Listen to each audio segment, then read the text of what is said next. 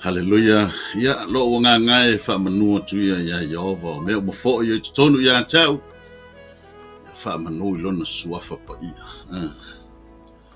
Ile tu ele ne tu la fiafi. Ile suafa manu malo Yesu Kristo fa ola. Ya suafa leo te fa talo fa tuai de malu. Pa ia la silasi ole. Tanto o fa fonga ya me fo ila tolo sila mai mo le tanto proklame.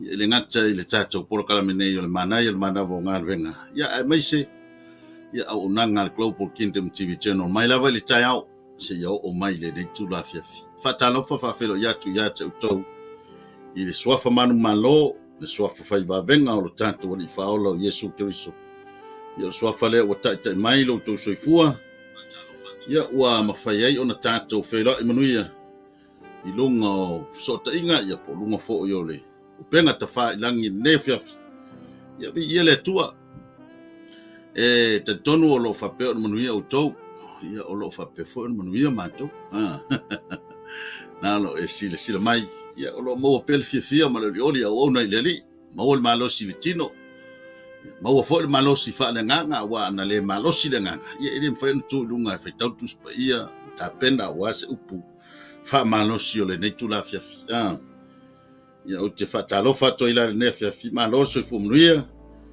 malo fo ile langi matafi malo le tanto tunu ya vi ile tua fata po inga na matu tonu moto malawa ya la fa inga wenga ya mesi fo ina fanau mai ala to wa on ya fatalo fa felo ya tu le ne tu la fia fi ala festa to talo ya ona tato tala no ile sina upu mai la fia pa ia le tua lo matou tamai le langi le tol tamai le alo male nganga pa ia mitamita o matou loto o e tai mai lo matou wola le o mafai ai o matou mau manuia le nei foi vaenga o lo waso o stasi foi o aso e fa popo yaso lo matou wola fa tai tamai lo fa malo longa yo matou tino tai yo fa manianga ma lo fa so e tono na yo matou wainga fa tai foi le ali ia lo fa otanga faftai le maftangali lo nganga pa ia dai lo o angelu sa fa pe ona fe mali wai afio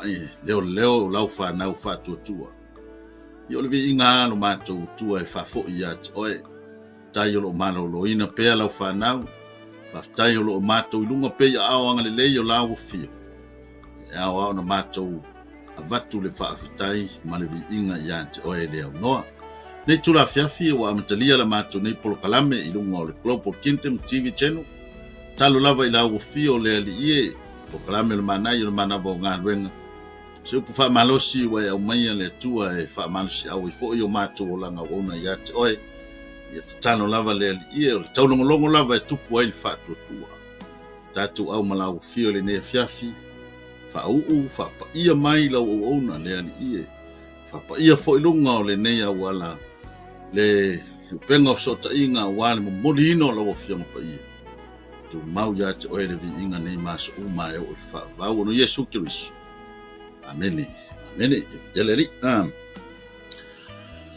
ya na wa e tanga i mai tato o tu le na wa o to fo i lu mo tato screen le fia ya wa fa u taina awol popole awol popole ya le tato tusi faitau ya tusi le na matai o ono ya lona fa upu e tolu se fu malfa matai o ono fa upu e tolu se fu malfa ya olo ya ina fa upu e sina fa upu e fa pe ona tai fo ya ile ngona ma le se manato fo le ne fiafi ya wa lavale fa i o fo le ne yaso ta pena ina fo tato mo saul ponsa leila le o mai po ya ala o te amalia tu se meolo e popole le ni yaso ina ia maua sau malo longa to file mu le fia nane ia fa pela lo no faita wina o le nei aua to te popole le aso atayao aua e popole le aso atayao iana lava mea e te tau le aso lona lava leanga le nei aua to te popole le aso atayao Awai popole le aso ata yao yana lava mea. e tatau i le aso lona lava leanga. Ia vi ia le tua. Whawhaila i atu i le nea whiawhi lau sunga ulale.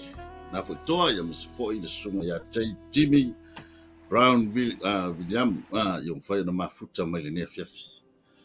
Ia le tua. E se fōi le mali o whaalongona o le. Mele nei o kupole. Ai o se langona e whatupuma. Pe fale ango ia i mele popole ai. Ai tangata u mai o lato soifua se tulo. Ona ua mafatu le avenga laita u ave le mafofa. Ua le ai se avanoa o le saulutonga. Na te toi te tala ese ia no tanga ia o le mafofau. Ona ua saisaitia i le popole ma le mautonu. E le tete fo'i la au mai a Yesu le fo'i vaenga i se tasi o vaenga o lana launga whaamu ia i lunga o le mau. Lea na toe awa o mai a Yesu ma la vea mai a i le vaenga lea. Au al popole. Haleluia. Langa o lasi la fia Yesu o le popole. E te leso na afianga i le o langa whaalitino o le tangata. Ai pangalia e a afia i fo'i ma le mafau. O ina na ele a afianga fa le mafau. Ai a afia i fo'i ma le nganga o le tangata ma le lafisota inga ma le tua. Tanga ila iai. Ele la titi la le afianga o le popole le tangata. Ele tete i fata ua Yesu popole. Ma au mai a Yesu i se tasi o vaenga o lana o onga i lungo le maunga. Ona o laisi la fia Yesu ona afianga. Lela wa au mai ai fo'i e whai ma lo tau a se upuwha malosi mo i tātou o tangata e au ona i le li. Tangata o lo ngālu rue e whaatino ma whaile whina ngalo le tua. O tiute i te tono o ainga ma tiute i te tono o e kālesia ma so se mea ua wala wina ai tātou. Nona winga e te tau on tātou toi waba ai to toa. Le se afianga o le popole i o tātou wola au ona i le atua. Aleluia. Io ai te iau o boi moi ale si kia o fiu alua ia kua o le ai e mai sori. Si nga vinga nga ngafi fai mai o le a. Nga vinga sto ina nafi fai mai e manao e. E fai le mele, fai le mele. No ia vai ngā walu ale popole le mea i le fai o le mele e mga oi. Le te i le au mai a Yesu me le te tonu o lana o onga langa i si la fia Yesu e te le afianga o le o langa popole o le tangata nala o lo la pata i a Yesu i le motu o tangata mai se lava lo na uso i le fai upo e lo suma lima lo iai upu fape o le mea lea o te fai atu a ia te utou awane i o to popole i o utou wola I mea tau te ai ai, o mea tau te inu ai. Po o tau tino I mea tau te ofu ai. Ma ele sili ele ola I le mea ai. Ma le tino I le ofu. Haleluia. O le ase mea sili le soifua lau le leina wa vatu ele tua e te soifua ai. E maise o mea uma ua fua ina ele tua e tausia I lo soifua le tino e ala I la ei o mea tausami o tau mafutanga mea uma whapena. O le au wala le wala I o na toi au ngani mai Yesu. Whai mai, awako ke popoke. I mea o lo uko wola ai. I mea tau te ofu ai o mea tau te inu ai o mea tau te ai ai. Hawa tau te popole o le soifua le tua. I luma e fo I luma o le si mata upu. Na foi fautua mai Yesu ma wa o te talo. E foi mai a te matou mea te tau moreso. Hallelujah. A fai wa tatou te tonu o le tua. O ia na te awa wai mai na te fo wai mai mea I le aso ma le aso ma le aso. E le ngata o lana tau singa le tino. Tau singa fa le nganga. E hala lana upu. E maleifua mai loi le tai au. Alu lunga Global Kingdom TV channel. Sau le malu tayau falenga. Hallelujah. Uman malu tayau falenga. Sau le sipol kalame ole. Wafo ida wauli matali ngasua malolonga. Fa solo mai si yo o mai fo le nei time yo na yo mana vo ngalwenga. Ya sa pala ya le. Le ngata la te maona fa le tino i tulanga o tau maftanga ma le talisuanga le tino. O lo fai ile time me le tai. Ai sidia ona e maona fa le nganga e la lea ile tau musu ato le fio ngale tu. Hallelujah. No ko foi benga teste ye sakangi ye Yesu. A fa ya o la lo le tu fa feta la ya ngai mai. Di waret. Yesu ele ai tatani. Lo tu sia ele na o me ai ola ai tata. Ale a o afionga. Afionga. Pa u mai fonga le tua. O le upulea o le nganga e ola ai tangata. O le mafua anga lea o le fata ua Yesu. Ua tau te popole. Langa isa, le ngata o lo fafanga i tātou i tino. Ai o lo fafanga fo i tātou fa le nganga Yesu. Ele tu. E ala yana fionga pa ia. Ia le li. Ia le fe mai ia.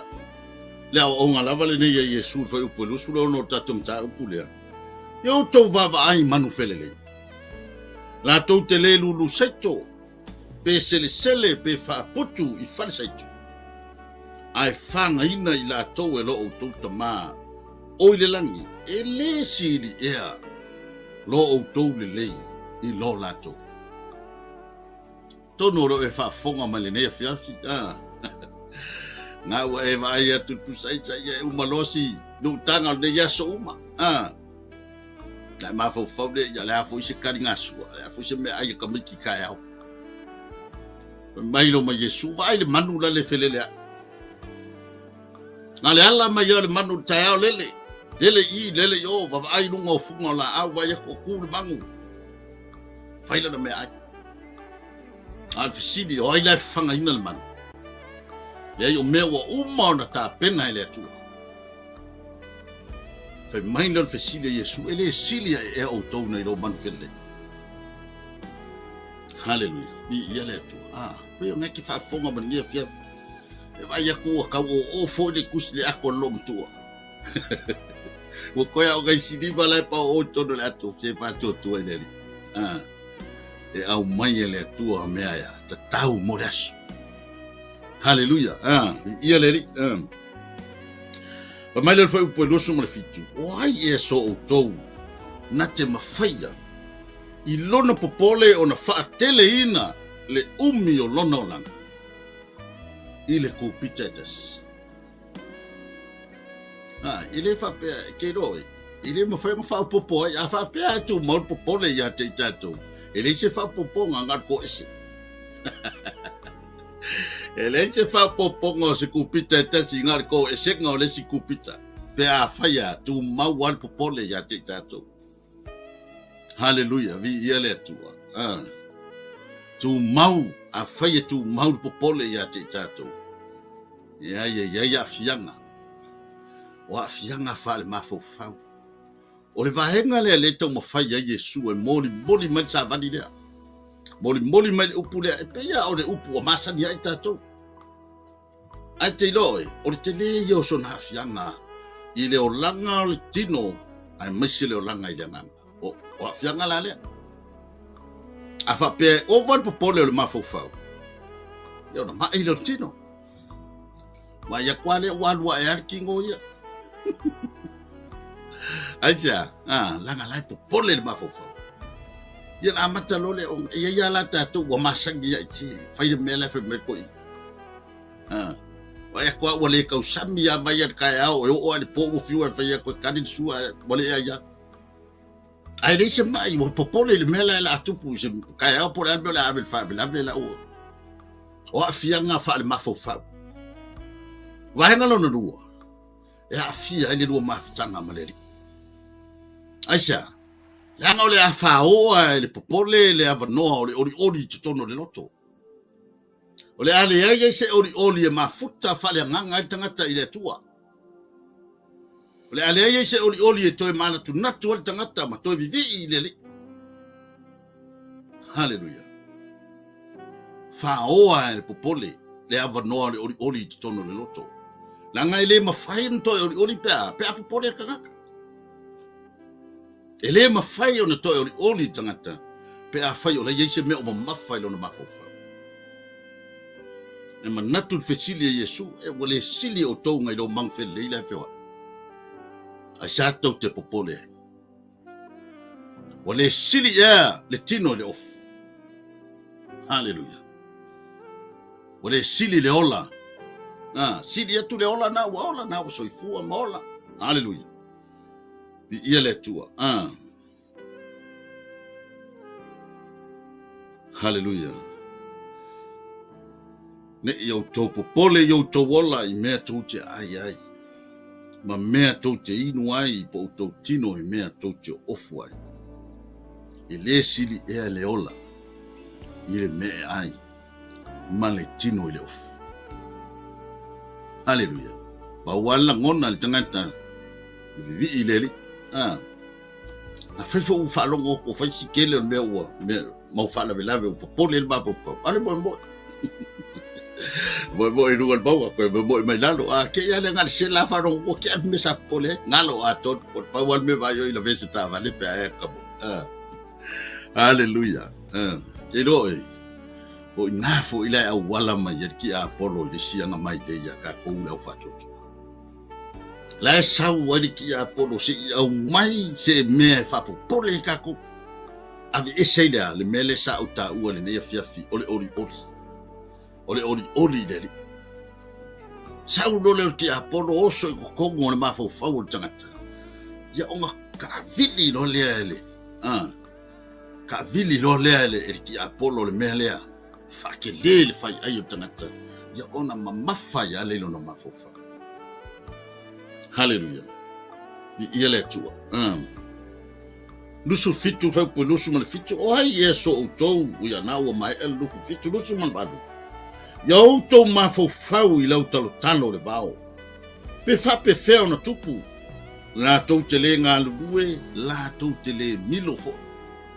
Ya tono na te fa fo mai.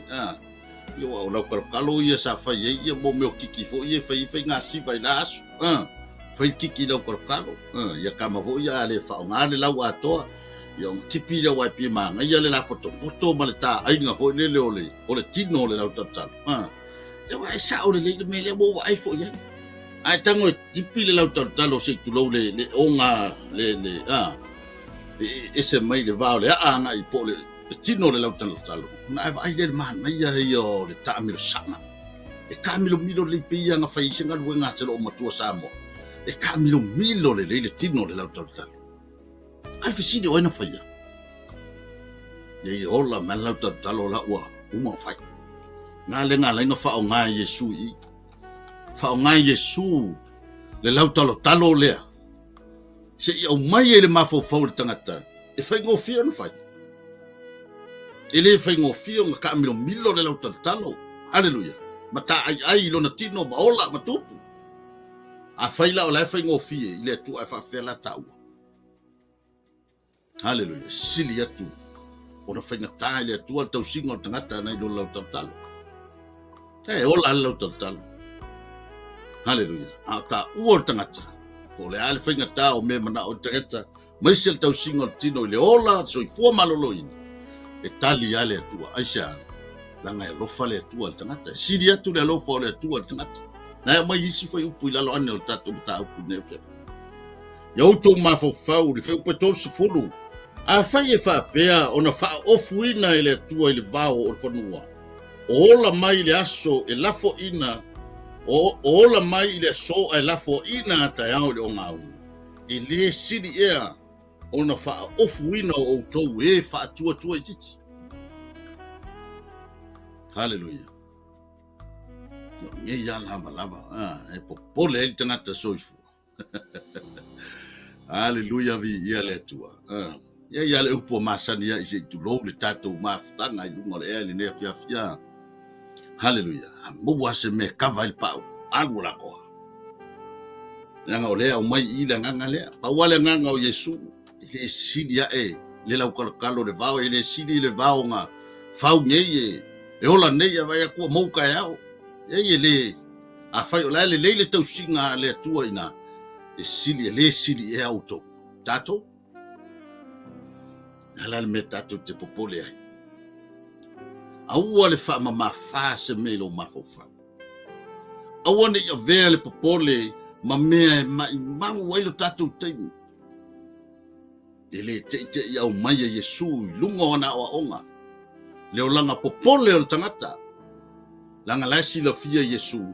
E te lele a fianga o tangata. A tangata leo te mafofa o ia wale mo mori ina o tala le. Langa au ina popole lo mafofa. E kele koe fia kala. Kele koe fia kau kala ia Yesu malano whirangalo. E te leto e fia whai kau kuspa ia. Kele koe fia whaia ngaruenga lelei. Hallelujah. Pe a whaia e maure mele I o tato mafofau popole. Nā lo lapata ina hai tatou Yesu. Awal popole. Don't worry. Be happy. E pe al pese le ua masani e foi lau whafonga. Don't worry, be happy. Awal popole e mua e tatou le fia. Hallelujah vi ia le tole ki o foi sulveka. Koe wha upu me sulveka langa pese foi le. So ia le popole. Awa. O lava matotoi. O nā mea waiai. Hallelujah vi ia le tua. Li kiki koe wha mamafa mo I ngā sulveka. Aisha. Langa e. Nofo e sulveka. Ki lia ka ua ali I ole. Ave isi popole me tatou mafofau. Langa o sulveta o ngata fo I whatotua I le tua. Nai whaku I langa pese whai mai. So ia. Le popole. Awa lava matotoi. Nā mea waiai. Hallelujah. Vi ia le tua. Awa popole. La se mea o whawhatu uru lo mafofa. Se au ngani le nale upo le tua le tula fiafi. Whaangalo se mea mabafa. Awa le vea ma se, awa le vea le se ma mea mabafa I lo mafofau. Ta pena lo mafofau te sa ile le tua. Hallelujah. Ia le. Mai le whau poe tosu ma le tasi. O le nei aua ni o tau popole ma whapeane. Ia ni mea tātou te ai. Ia fo I mea tātou te inu ai. Ia fo I mea tātou te ofu ai. Hallelujah. Tosu malua wa wasi le fia e lo o tau tama. O le langi e au ngā ia mea mo o tau. Pai oi. E o le mo le ofu. Whawhetai o le sila le mea pito sila tau. Ta ngā ioi nei. Tangata suru whai o lo fia mo le mea nofo ai. Tanga I oi nei tangata e wa fatia la la tau savalinga man fo launga. Na tau sa ili ni lava. Sa ili se me moe ai. Aya oe ma u le fa longo le upu le tu le nei tula fiafi. Na lo ta moe le lei. O lo ta ofu le lei. Ma fana lo ta ia afu. Ma fana lo ta lunga ma lo ta palankeke. Ai ta lofa tangata le se me o. Moe ai. Tangata ua whatia le tangata ua whaale tonu sāwalinga. O yei ni a fianga po ni mala whale nā tura. O le ai se whale ngofo ai. Na le alme le vivi ai o e le tangata. Whātua tua I le tua. E whape ane amuia tātou. Whaafitai le li I o lo maua mea tātou te ai. Le ai maua tātou me ai tongo le pusa ai sai le aso ma le aso. A whai huo reise me ai le pusa ai sa la ala ai le si yo next door. E li se falau I ngase. Wha uman vai aso. Hallelujah. Vi ia le tua. Whape ngā ai. O tira ngai le tua. Ngā mea sa ili o me ai le si ai nga. Nanga o lai sa palai mai ai le tua. Me tausi ai lana whanau. Le aso, ma le aso, ma le aso. Hallelujah. Vi ia le tua. Ai iai le fautuanga Yesu. Kedo oe nge ia mau mea tele. Nge ia fai upo tele na o Yesu le. Ta upu le awal popole. kasi asila pata inga Yesu na au mai ai lo au mai foi upo totu maltonu a ia o tomu ha Israeli le malo le tua mla na amioto foi mai ya ona fa au popo na tua ilea o me uma yate uto paua leo si fautuanga Yesu longo winga la ka ko ba ai fautuanga ne paua leo fo da na paua fo leo fo o le ave sel pole mai o tato mafofa o le sa ili le tua sa ili le tua ja langa fo ilai popole le loto ai fai tawa tu spa ia mafofa le prese upu mai afio pa ia le tua e au mai lai le tua manatu le le toi fa fanga ai le langa fa tua tua tangata toi la pata ina ai lo tau langa o una male to tau langa fa tua le li au tato te pole fa mai o me tato te le yo le tua ya e fa popo mai le tua na lo fa tua ina ai ta u le ne fiafi ile man na yo mana bonga luena a ia o tau mo isa eli le ma lo le tua malana Hamilton ona fa au popo na atu lea o ia me uma ya to pe ia no fa ya tu amata o popole yo tato lotu mo tato mafufa ua whaoa ai e le popole le avanoa le oli tu tonu ya te tato. Wa le ai eise oli le eise fia. Wa le eise fia au ona, wa le eise fia talai, wa le eise fia tautala i le tua. Wa le eise fia kakalo, wa le eise fia ngaponi. Aisa, langa o la ua kumu le mafofau le popole. A le ua toi au ngani mai e Yesu, e ala i rana o onga mo i tato le nea fia. Au le popole. Wa le sili e au tau i la au le vau. Wa le sili e au tau i manu fele lei, lo fele lei. A fai o lai le lei nga kausi e le tua manu fele lei, le lei o na ola le la au le vau, wa le sili e au tau, ngai lori ia mea. Se me o e popole ai o e whalongolongo mai le upu le tua le nei tula fiafi. Hallelujah. Whalau tele lo whato tua e te toi vava. Ai ai i le tua. Toi wha mo walalo ai o tātou mafo fau le tua. Ta mafa mo le mole. Wha maa ngalo mai. A whai ua wha mafa ma wha popole o mātou mafo fau meo le tino nei e le tiao ngā. A whai ua i titino mātou whato tua mātou te iloa ai o e te whoa i me uma. Le ua o whaalongo wa mātou whaalongo i lo whetalai mai le ne fiafi. Anga le mai tama. Ia whaia e tusa ma lo whenanga. Hallelujah. Vi ia le tua. Ia ngani le fionga pa ia le tua. Mo i tātou mai tā ua le ne fiafi. Wani mea o whaale tonu i o tātou mafofau. Wa ase mea o tātou popole ai. Tātou tau i eto. Whemai tala Yesu. Ole mai, wala au mai. Ona o tali atu le ia te. Hallelujah. Ia le tu. Fai o nai te whaafonga mai. Wa ufo le nei wa ufa longo le feta lai mai o Yesu. Ma le tua le nei fiafi. E ala le na fionga pa ia. Feta lai sao hai o tātou mafofa. Awani o vea meo le tino ma mea mamafa ia te uto. O le sili ea le ola. Nai lo na mea uma. Pau walu tātou nganga o le whawhitai le tua le ola ma le malos. Whawhitai le tua i whamalolonga, whawhitai le tua i ana whamanianga. Wane i ngalo, wane i whahoa. E le popole le awa noa o le oli i tonu i o tātou mafofa. Le angai whatupu mai fo i le tātou popole pea. A fia hai le soifua malolo i non tangata. Ai o le au ngalea. Le au ngā lea o le whaangalo ni whaafitau, whaangalo ni mea o popole e le mawhauwha. Pia fo o popole le au so, me Yesu, wadu le aso.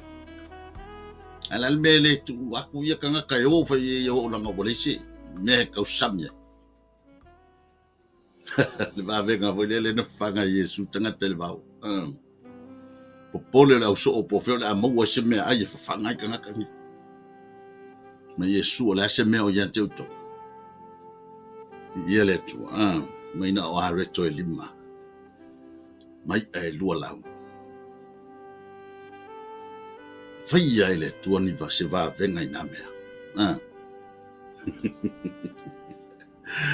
Haleluya. Ia le. Ia le tua. Tau ma faile na o Yesu se tau atu tangata se o me umala au mai le tua. Tau ko ke popole me ai ke vai. E siri aku le.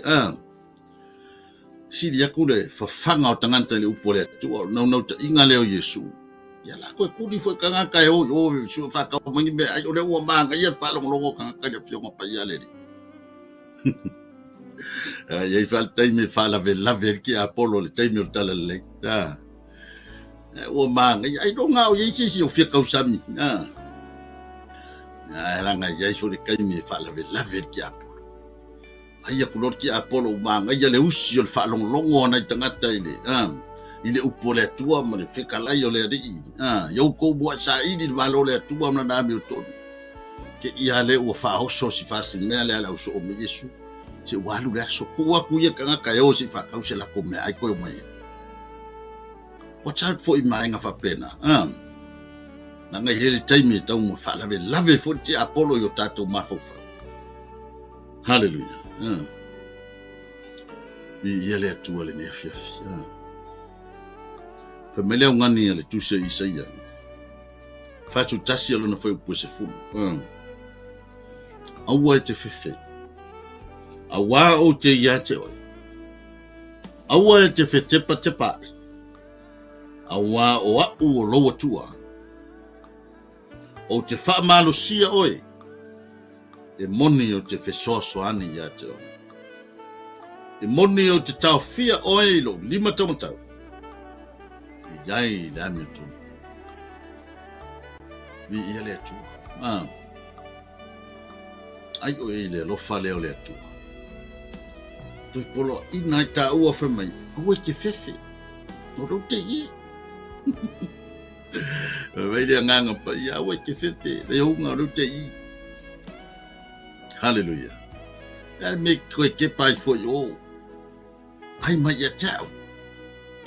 Awale fe tepa. Hallelujah. Wa o lo tua. Te fa malo sia oi. Ia le tua ile na upule ne fia. Fai la vole ase vaenga o pole ai lo mafo fau. Pole fo ilo loto. Lenga pole o lisi fo ilo natural tangata. Wa ina ta ua e Yesu ala ile na upu. Ya wa na fa na tele lo ta fa tu. O fo ni ta moe malen loto popole. Wa lo go vinga moe mal popole lo vinga fa liu i ya wa ya le poi le lise moe. Aya moe sa loto. Moe fia. Ina o tali tonu le upole tua mal manai on mana vonga luenga ne fia mai au popole. Ile ai la se me ole a fa ina ila ko fa ngani e ki ka oko ku lo ko fa nga ma ia le malu esa langa la wo umono fa fanga o e wo umono to fa tubo ile tua to e mai le odi e kudi ese popole o taloto ia la wo ka moya ile pona ne moe wa to e mai ile tua le fa maros fa mai le tala na isaia moni o te tau fia oe ilo lima tamatau yai lani to ai le man na yole man na ya fautuanga le ya fiafi hase me o pole ai ya ngalo kuat fe ko susu pesenga tube so ia le popole awa lava matoi na me wai ya ke ya le o mo malia kwat me sa popole ai nga spesial yang au mai le nga lo mafo ke pese e o mai pese e mo koyak e mai pese ko je fiel mafo wala mana ia le se wala vele se ma me ma mafa lo mafo wala mana ia le pola e motu tua wala nga mena le popole ai tato wa popole tato le pola e motu matua pole tato I mea vai o le soi fuanga. O mea ele aiso na ma sona o ngā. Ia ua whaalu o ilo tatou taimi tatou te popole ai. Ia le upule ale atua, wal mana o ngā luenga le nei foi tu la fia. Tau ne yanga le leile atua e toi. Fua ia tu ia te oe le loto fau. Fai fo le ase mea sa fa tu ulu ilo mafau le yasu. Lua maftanga maltina por maftanga fo bale fa nau wa vea me wa fa mafa ilo mafau. Ia po o vidi me fo sa mo se lengi o le fikau ilo fa soa. Popole ya la ia se o popole. Ia ongi yasu. Tai au po ile yasu. Ia bawa ko ngi sikai.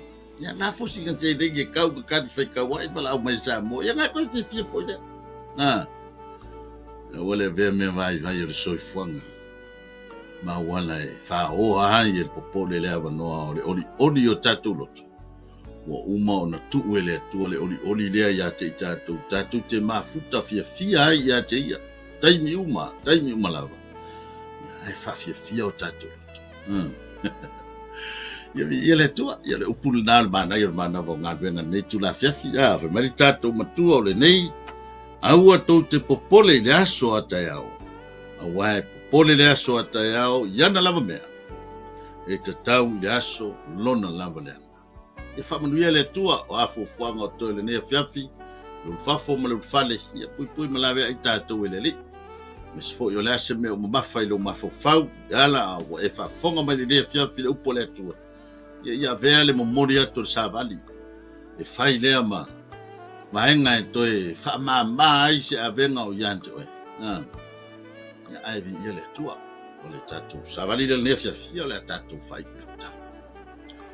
Whaftaita mai le maftanga wha le nganga lau fio. O mātou wha longo i lau whetalai mai, ana whapei fo leo mātou loto.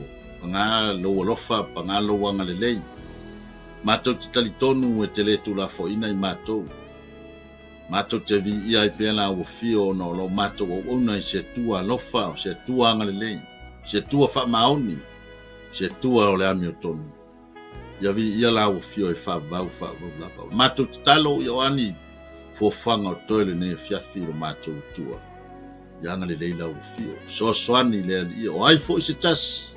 O wha longo i la upu le ali ia au lo iei se vaenga o popole eilo na mafofau. Talo ile mana o swafa o Yesu Keriso le fasa o loto le ali ie. Maua le sao le tonga ilo na mafofau. Ina ia ta pena ina ai ilo na tangata le ali ia wa le vala au. So se vala au ngawa e vala unai o. Whamanuia le sunga ia Mikaele Preta me se foi le unanga al Global Kingdom TV channel. Whamanuia lau whanau o whalongo mai le nea fiafi. Ia ilo nganga fisoaswani ia te ilato malawa tama. Talo lele nganga ma famolalo. Wala atu ya Yesu Keriso lo mato li imo lo mato faul. O lona lawa suafa o mato wole ma wala au tene. Amen. Amen. Ya famanuia le tu i fofanga to ne fiafi. Ya so fua mai mo